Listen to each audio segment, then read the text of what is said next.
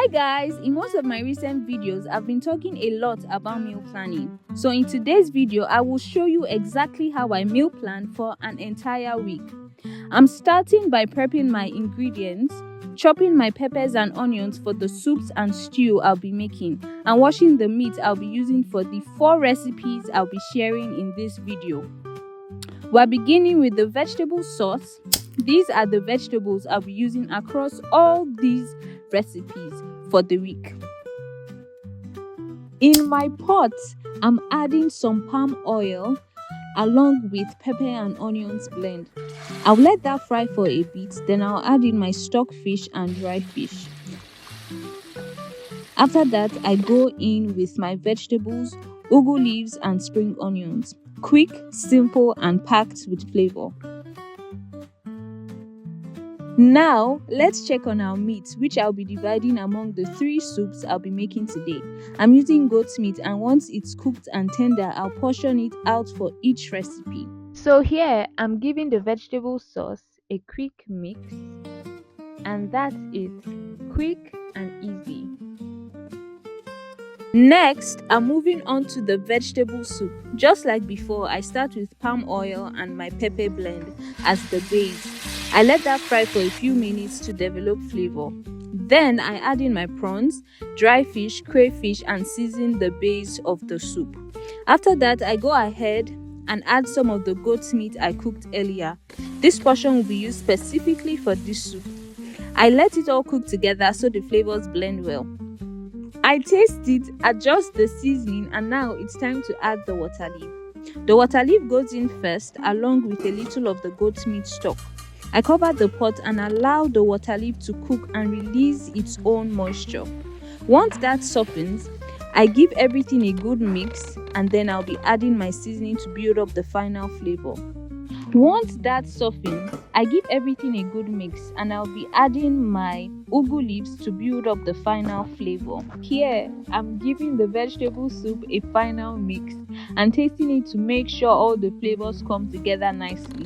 One trick I like to use when meal planning is this. If I'll be freezing the soup for the week, I don't fully cook the vegetables in the pot. This way they stay fresh and don't overcook when I reheat them later. Now, I'm moving on to the egusi soup. Just like before, I start with palm oil in the pot.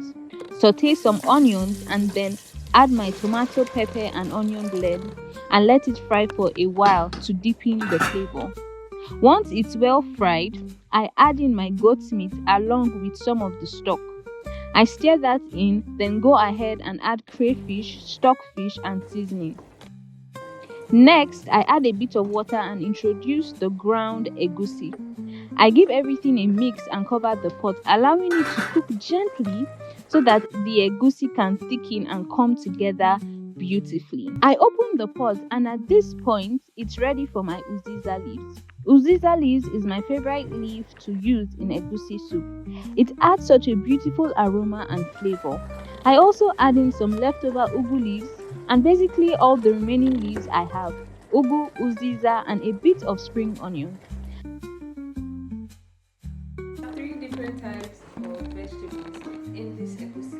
We have ugu, we have uziza, and I mix in everything together one final time, and that completes the soup. So in this egusi, I ended up using 3 different vegetables, and the combination is perfect. Now we're moving into the last soup of the day, ogbono soup. In my pot, I add the remaining goat's meat, pour in some water along with the goat's meat stock, and then add pepper and onions. I also add in my stock fish and start building that rich flavor base. In a separate pot, I heat up a little palm oil and add the ground ogbono, not to fry it, but just to loosen it and help it dissolve smoothly. Once it melts, I pour the ogbono mixture into the main pot with the meat stock and give everything a good stir. For the ogbono soup, I finished by adding uziza leaves and giving it a final stir, and that's basically it. All 3 soups are actually very quick and easy to make, and with this method they come together in just a few minutes. Now I'm packing up all the soups and sauce I've made for the week. I'm transferring everything into containers for storage. Here I'm using plastic containers, but you can use whatever you prefer. Glass works great as well. Just avoid foam containers since they don't hold up well. And that's it. This is how I meal prep for the week, and I store everything in the freezer so it stays fresh for longer. You can also keep them in the fridge, but they won't last as long. For now, bye. Cooking up a life we'll dare. We're mixing dreams and tasting time.